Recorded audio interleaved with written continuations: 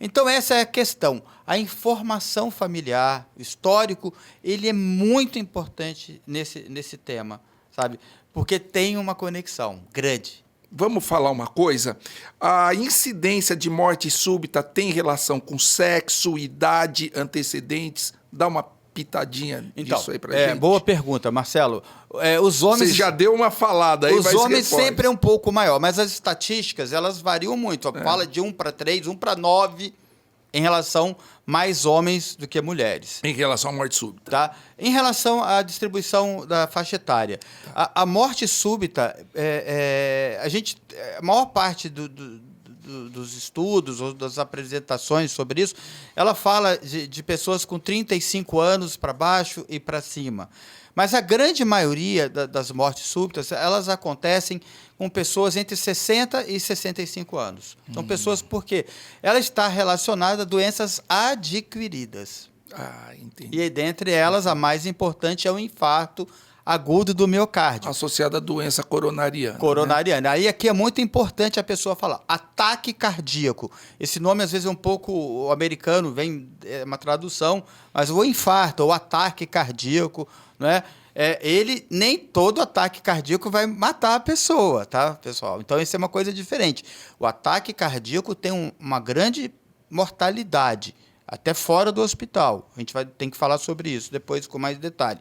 Mas, assim, então, como essa doença coronariana, ela atinge mais as pessoas acima de 35 anos e ela é a principal causa de morte súbita, então, a morte súbita está em pessoas de idade produtiva, ou seja, até 60 anos por ali. São pessoas que estão trabalhando, né? Esse exemplo que a gente viu o vídeo lá da Sobrac, era um cara aí, mais ou menos um senhor de 50, 60 anos, falando no celular, falando de um problema de trabalho e tudo mais. Então, são pessoas em idades ativas. Mas a morte súbita chama mais atenção, a morte súbita em pessoas quanto mais jovem, né, maior.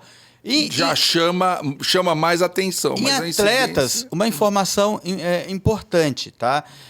Tá tendo mais morte súbita em atletas? Essa é uma pergunta. O que acontece é que, assim, esse atleta de mais performance, de alta performance, tem mais morte súbita. A gente ainda não sabe exatamente. Por mais liberação de adrenalina, entendeu? Os efeitos da adrenalina no coração, né? Ou triatleta que tem um coração mais espesso. Então, e aí tem condições que a gente depois tem que falar para diferenciar quando a gente for falar de atleta. Mas em relação à incidência, no atleta tem outra coisa também. É que hoje você tem campeonato da primeira divisão, da segunda, da terceira, da quarta, feminino que não tinha. Ou seja, hoje você tem muito mais modalidades esportivas do que você tinha antes. Com menos rastreio. E não se esquece que eu falei do gatilho. Então, o exercício físico é um gatilho, tá bom? É um gatilho para que o atleta não vai ter... esse atleta que tem morte súbita de alta performance, vamos dizer assim, sem ter um substrato, Marcelo, que é o quê? O cara vai ter um substrato. Lembra, assim, o idoso, o cara com mais de 35 anos, o cara com mais de 35 anos, ele vai ter o gatilho da doença coronária, tá? Que é o quê? Que nós vamos falar aqui da prevenção. É o cara que faz as placas de gordura, né, nas artérias coronárias, que são multifatorial, hipertensão, diabetes, colesterol, sedentarismo, estresse, cigarro, não é? Aí vai entupindo e o gatilho... a manifestação dessa é mais para frente, acima de 35 anos. E os jovens... O atleta dificilmente vai chegar para ter isso daí. Porque o futebol, por exemplo, o cara com 35 anos para... Mas lembra aquele Washington que jogava no São Paulo, no Fluminense? Ele era diabético, que é um dos principais fatores de risco para a doença aterosclerótica, a DAC. Então, o Washington jogava com stent e tal. Eu achava meio... Ele tinha stent. Era um caso... várias vezes eu vi ele muito suado e tal. Então, ele tinha substrato. Só que, assim, esse cara, geralmente, que até os 35 anos, ele não vai ter esse tipo de doença. Mas pode ter, dependendo dos fatores de risco. Entendeu? A gente vive vendo pessoas de 30 anos tendo um infarto clássico. Agora, você falou do atleta, que pode ser um gatilho, você falou não do atleta com não do atleta com exercícios aeróbicos e tal, o atleta de alta performance. A alta performance pode ser um gatilho. Então, o atleta de triatlo é bicicleta, natação e corrida. É exercício aeróbico, só que é exercício que o cara está no limite dele. Então, eu particularmente, Marcelo, tenho visto alguma coisa em medicina, depois nós vamos falar daquele caso que foi o primeiro que eu atendi, que tem coisas que a gente ainda não sabe. Por exemplo, a hipertrofia. O que é a hipertrofia? A gente malha, né, que é o bíceps, tá bom? A gente malha, o bíceps fica grandão. O coração é a mesma coisa. A gente faz atividade física, o coração se adapta a isso. Ele dilata, porque ele bate mais devagar e o músculo fica mais espesso. É uma hipertrofia.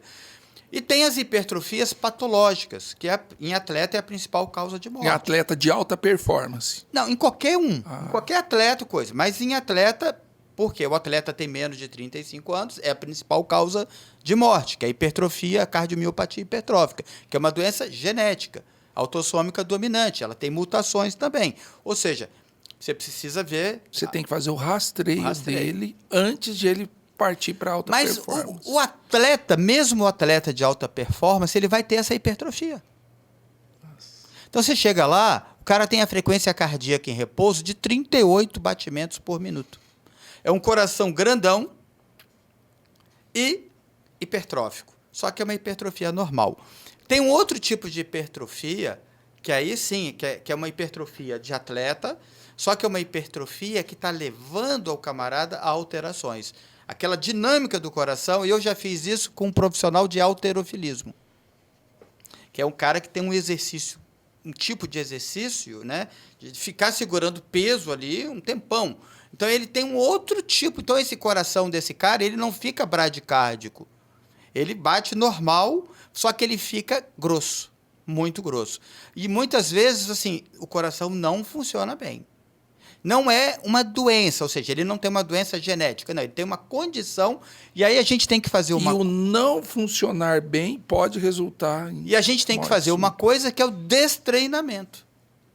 Eu já fiz isso em pessoas que eu atendi. Você vai falar lá para frente. Tá? Que é o remodelamento reverso. Né? Então, são condições que a gente fala. Então, assim, no atleta, a incidência, como eu falei, tá? ela é diferente, a etiologia é diferente da pessoa acima de 35 anos, porque geralmente... Agora, e o atleta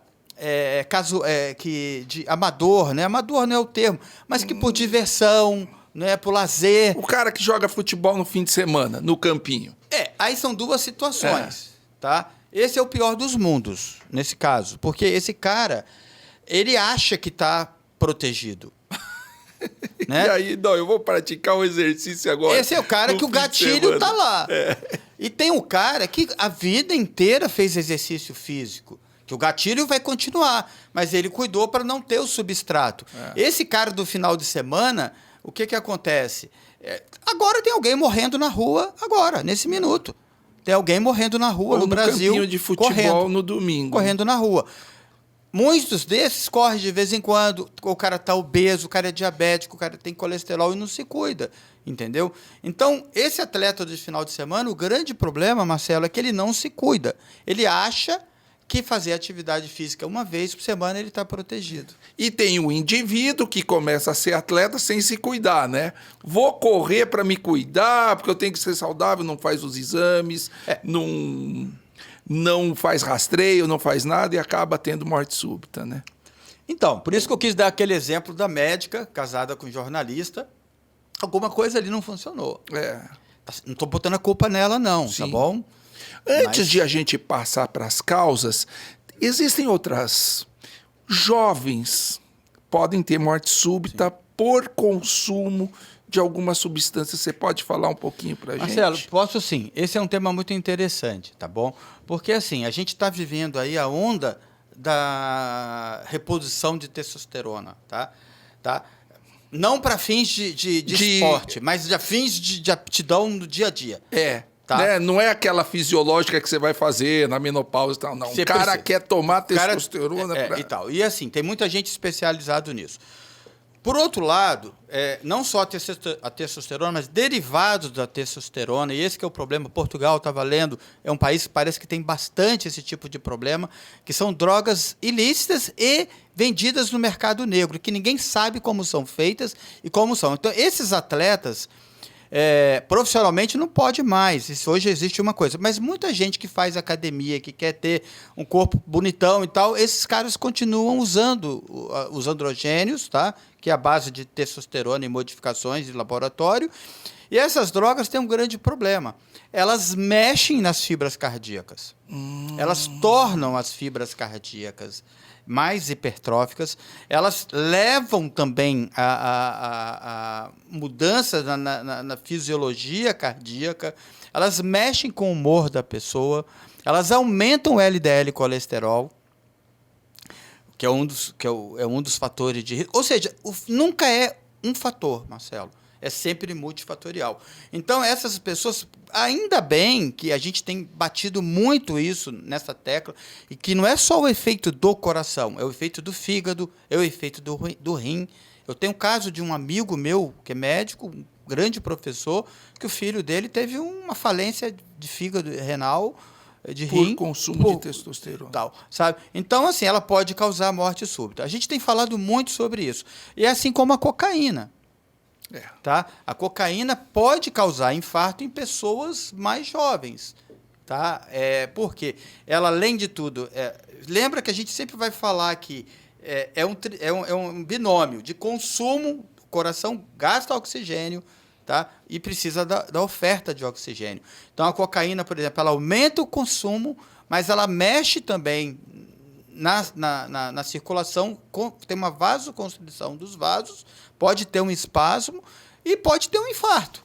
Não é aquele mecanismo do infarto do cara de 30... Nada impede do senhor de 60 anos usar cocaína e infartar também. Tá? E energético? Então, essa é a questão do energético, Marcelo. Eu também vou montar um caso. Porque o consumo de energético subiu bastante. Tá. E pior, o cara joga destilado junto. Então, o álcool é um problema, porque o álcool aumenta o consumo. O álcool ele pode dilatar, pode ter vasoconstrição, aumenta o consumo. E esses energéticos, eu estava lendo uma coisa interessante, que ele também deixa a pessoa excitada e a pessoa não para de beber, de usar drogas, entendeu? Entendi. Tem esse fator também interessante, porque o cara, além de ser ruim, o cara fica acordado e bebe mais e usa mais coisa ruim. E a cafeína, que é o que está dentro desses energéticos, Marcelo, eu conto uma história sempre de uma paciente, uma das primeiras que eu tive aqui na minha clínica em Osasco.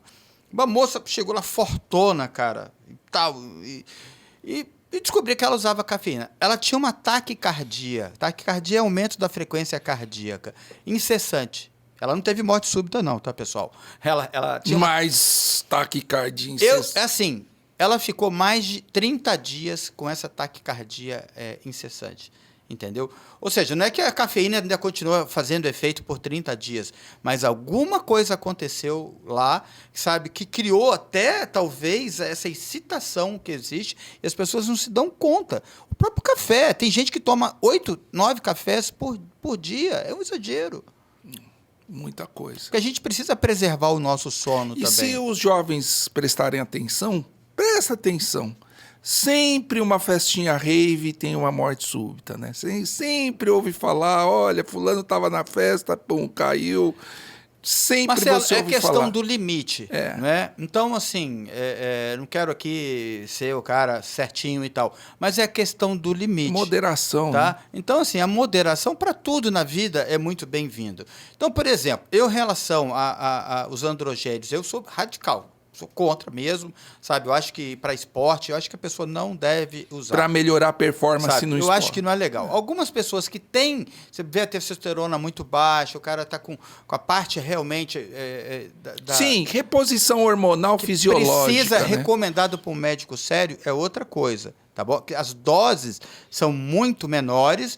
E, geralmente, o cara que sério vai fazer uma reposição bem feita, uma medicação controlada. O problema é que muitas dessas medicações não são controladas. Esses androgênios que eles usavam, eu já vi vinha mercado paralelo, que ninguém sabia de onde que via.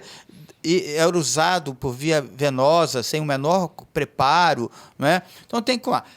Cafeína, Marcelo, não é legal. Então, gente que toma cafeína coisa o dia inteiro, pode ter. E a gente está falando... Um cafezinho ou outro, sem problema. Agora, você tomar café compulsivamente ou energético, tem muita cafeína aí... Eu posso falar de uma doença que é um dos temas que eu mais gosto? Pode. Em homenagem às mulheres, tá? Que é o síndrome do coração partido. Então, a síndrome do coração partido não tem que a ver diretamente com a morte súbita, mas tem, porque ela é uma das causas de morte súbita também. Mas a síndrome do coração partido... Takotsubo, a doença de Takotsubo. Sabe como é que é uma das definições dela? Miocardiopatia ou cardiopatia de estresse. Sim. Normalmente a pessoa tem uma emoção muito grande. Você sabia disso? Então, pessoal, o que eu quero dizer? Na vida, a gente tem que ter uma certa temperança. Né? Eu até, esse final de semana, eu fui para a praia e tal, com amigos, eu falei, olha, nós vamos tomar um esquinho. Aí, o que eu fiz? Levei uma quantidade... fisiológica, acabou. Né? Não, como acabou? Acabou. Entendeu? Então, às vezes, a gente tem que ter essa questão da temperança. Depois que a gente descobriu, que essa é uma doença recente, que se sabe dos anos 90 para cá, que o estresse positivo e negativo, você receber uma festa de bodas, eu já vi, foi motivo de coisa. Eu vi uma senhora que recebeu, na pandemia, recebeu a visita dos filhos. Então sabe-se lá, por isso que eu falo com meus pacientes, que eu falo, tem um paciente especial, eu falo sempre para ele, cara, para que você tem que fazer esse esporte de tão alto rendimento assim? Você precisa? Porque você tem um substrato, entendeu? Então faz uma coisa mais leve.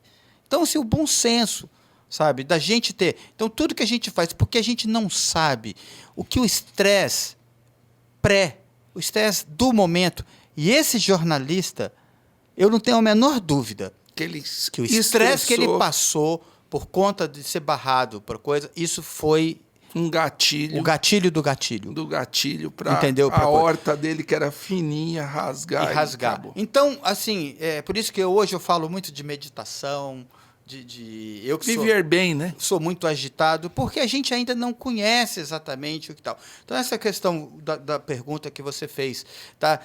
Do excesso de drogas, usar drogas ilícitas, tudo tem um preço. Testosterona, né? O simples energético. E as pessoas tomam, tem gente que toma energético o dia inteiro, não é? Então, a gente tem que energético, pensar... salvo engano, acho que equivale a 7 xícaras de café, né? É por aí. Entendeu? É pesado. Então, aí a gente vê. Só que, assim, a gente está falando de temas que a gente não sabe. Essas estatísticas são muito complexas de entender, porque depende do formato epidemiológico que se usa. Mas se a gente, quando fala 300, 400 mil pessoas tendo morte súbita, tá? A gente sabe que tudo bem, mais de 50% tem 35 anos. Mais de 70%. Mas e o resto? Olha o número que é. De pessoas jovens que estão tendo morte súbita. Sim.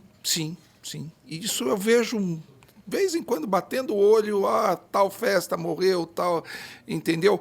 Quer dizer, já bate na cabeça, deve ter tomado energético com álcool. Quer complementar um pouco essa parte da etiologia, só para a gente ir continuando, né? Assim, voltando, né? E em pessoas acima de 35 anos, as doenças adquiridas. Aí, no caso, a doença coronariana é a principal. Por aterosclerose, placas de gordura.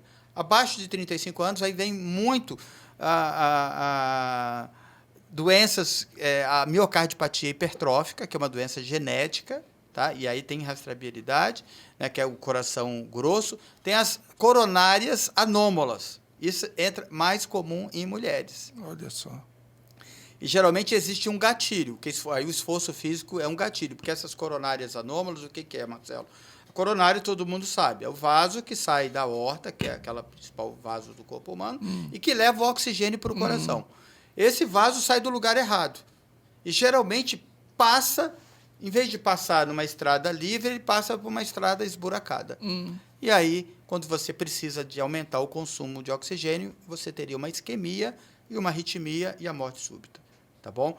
Essa condição, às vezes, é muito difícil de você reconhecer, porque ela não dá sinais. Não dá sinais e é difícil se rastrear. Tá? A miocardiopatia hipertrófica é um pouco mais fácil. Então, tem isso. As doenças valvares, as arritmias complexas, as arritmias, as canalopatias, tá? Que são doenças bem complexas. Tem a hipertrofia, que eu estava falando. Hoje a gente muita coisa... Que a hipertrofia que não é uma hipertrofia chamada idiopática. Que a gente não sabe a causa, entendeu? A gente não sabe por que aquela pessoa ficou com a hipertrofia, sabe? Não é que essa doença genética que a pessoa tem, sabe, rastreia, não. Essa é uma idiopática. Então, tem muita coisa ainda que a gente não sabe. Então, essas são as principais causas. Você pode ter o infarto, da gordura, da placa, em jovens? Pode. Aí depende muito dos fatores de risco da pessoa. Né? A pessoa que tem a parte genética. O pai teve morte súbita de infarto aos 40 anos, meu amigo, pode ir no cardiologista e fazer um segmento, olhar todos os fatores de risco que eu já falei e tal. O tratamento vai ser igual, né? Para morte súbita. Ou seja, essa seria a prevenção primária da morte súbita. Você detectar essas causas, essas possíveis causas, não é? E a gente ir atrás delas.